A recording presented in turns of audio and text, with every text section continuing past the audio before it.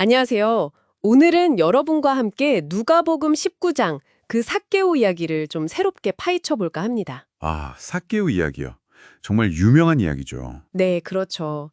근데 아마 다들 아시는 이야기일 텐데 저희가 오늘 볼 자료 어떤 설교문인데 여기서는 이걸 좀 다른 시각으로 보더라고요. 오, 다른 시각이요? 흥미로운데요? 네. 그래서 이 익숙한 이야기 속에 어쩌면 우리가 좀 놓치고 있었던 통찰, 그런 걸 좀 찾아보려고요. 자료 처음에 이런 얘기가 나오더라고요. 누구나 좀 유명해지고 싶어 하고, 뭐 TV 속 인물하고 자기를 비교하기도 한다고요. 아, 그렇죠. 그런 마음이 있죠, 사실. 네, 여기서부터 한번 이야기를 풀어가 보죠. 오늘은 그 주인공 삭개오 대신에 그가 올라갔던 돌무화과 나무 있잖아요. 여기에 한번 초점을 맞춰보려고요. 돌무화과 나무요? 아, 보통은 삭개오한테 집중하는데, 맞아요. 근데 이 자료에서는 이 나무가 전혀 뭐랄까 화려하지 않다는 걸 되게 강조해요. 레바논 백향목이나 뭐 좋은 포도나무 이런 거랑 완전 거리가 멀죠. 네, 그렇죠. 돌무화과 나무가 그렇게 막 대단한 나무는 아니잖아요. 심지어 열매도 막 떨궈가지고 가난한 사람들이 구멍을 내서 숙성시켜야 겨우 먹을 수 있었다고 해요. 그 뭐 주엽 열매나 탁씨 이런 거랑 같이 언급될 정도니까. 아, 정말 소박한 나무네요. 그렇죠. 근데 그럼에도 이 나무가 척박한 땅에서 그냥 묵묵히 자리를 지키는 그런 우직함을 보여준다고 자료는 설명하더라고요. 바로 그 우직함이라는 단어가 참, 와닿네요. 근데 그게 좀 추상적이잖아요. 네, 그렇죠. 그래서 자료에서 이걸 설명하려고 아주 구체적인 예를 들어요.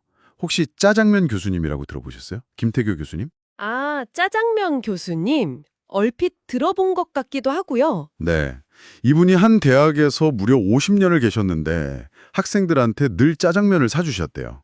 그리고 매일 학교 가실 때마다 본인이 세운 사명 비앞에서 잠깐 멈춰서 묵념하고 교사로서 마음을 다잡으셨다고. 와, 50년 동안요?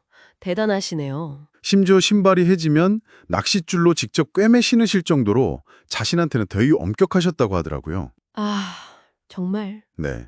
이 자료는 바로 이런 꾸준함, 한결같음이 돌무화과 나무의 그런 우직한 모습하고 연결된다고 보는 거죠. 와, 그 교수님 이야기를 들으니까 나무의 그 우직함이라는 게 확 현실적으로 다가오네요. 정말. 근데 이 나무 역할이 여기서 끝이 아니라고요. 네, 맞아요. 자료에 보면 더 있어요. 이 나무가 그냥 서 있기만 한 게 아니라 그 더운 날씨에 사람들한테 시원한 그늘도 되어주고, 아, 그늘도 제공하고. 네, 그리고 가난한 사람들한테는 자기 열매를 또 주고, 심지어 나중에 죽어서는 집 짓는 석가래가 되어서 사람들 삶을 이렇게 지탱해주기도 했다는 거예요. 이야, 진짜 그 아낌없이 주는 나무 동화 같네요, 정말. 그렇죠. 그냥 조용히 자기 할 일을 다 하는 거죠. 그러네요. 정말 배경처럼 생각했던 나무인데 실제로는 많은 걸 내어주는 그런 존재였군요. 그래서 이 해석에서 이제 중요한 포인트가 뭐냐면 이 나무의 존재가 삭개오의 삶에 어떤 영향을 미쳤냐는 거예요. 아, 삭개오와의 연결점. 네. 자료에 따르면 삭개오는 세리장으로 돈도 많고 권력도 있었지만 마음속은 좀 공허했다고 봐요. 진짜 행복을 갈망했다는 거죠. 네, 뭔가 부족함을 느꼈겠죠. 바로 그때 진짜 아무도 주목하지 않았을 법한 이 돌무화과 나무가 삭개오가 예수님을 만날 수 있게 하는 결정적인 사다리 역할을 해줬다는 거예요. 사다리요? 아, 나무가 사다리가 되어주었다. 네. 그 나무 위에 올라가서 예수님을 본 거잖아요. 그러니까 이 나무의 그 조용하고 꾸준한 존재 자체가 한 사람의 인생을 바꾸는 만남을 가능하게 했다. 이렇게 해석하는 거죠. 그 사다리 비유. 와, 정말 인상 깊네요. 눈에 잘 띄지 않는 존재가 그런 결정적인 연결고리가 될 수 있다는 거잖아요. 맞아요. 생각지도 못한 곳에서 그런 도움을 받을 수 있다는 거죠. 그리고 이 만남으로 삭개오가 변했잖아요. 그거랑 관련해서 자료 후반부에 하나님 나라 이야기도 잠깐 나온다고요. 네, 맞아요. 그 자료 후반부에 참석자 나눔 같은 부분이 있는데 거기서 이 경험을 하나님 나라와 연결짓는 이야기가 나와요. 하나님 나라요? 그건 어떤 의미로 쓰였나요?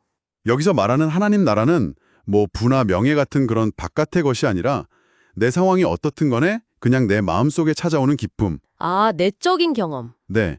그리고 그 기쁨을 막 이웃과 나누고 싶어지는 그런 사랑의 마음. 이런 걸로 경험된다고 설명해요. 결국 삭개오가 얻은 그 변화, 그 진정한 가치 발견은 겉으로 보이는 성공과는 좀 다른 차원의 것이라는 걸 이야기하는 것 같아요. 그렇군요. 내면의 기쁨과 나눔의 마음. 네, 진정한 가치는 때로는 그렇게 드러나지 않는 곳에 있다는 거죠. 자, 그럼 오늘 이 이야기들, 돌무화과 나무부터 교수님 이야기, 사다리 비유, 하나님 나라까지. 이걸 다 종합해보면 우리에게 어떤 메시지를 준다고 할 수 있을까요? 아마도 진짜 가치나 아름다움이라는 게 꼭 화려하거나 유명한 데 있는 게 아니라 저 돌무화과 나무처럼 좀 우직하게 자기 자리를 지키면서 다른 사람들에게 필요한 존재가 되어주는 삶, 거기에 있다는 거 아닐까요? 네, 남들이 알아주든 아니든 그냥 묵묵히 자기 역할을 하는 삶의 가치. 그렇죠.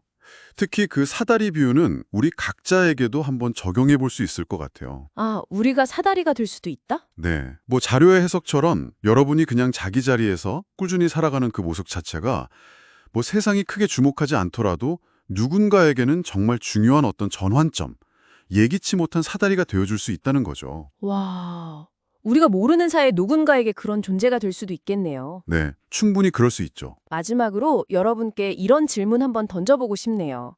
여러분 삶 속에는 어떤 보이지 않는 돌무화과 나무가 있었나요? 아, 좋은 질문인데요. 네, 어쩌면 너무 당연하게 생각했지만 조용히 나를 지지해주거나 아니면 정말 결정적인 순간에 생각지도 못한 도움, 사다리를 놓아준 그런 존재들 말이에요. 한번 떠올려 보시면 어떨까요?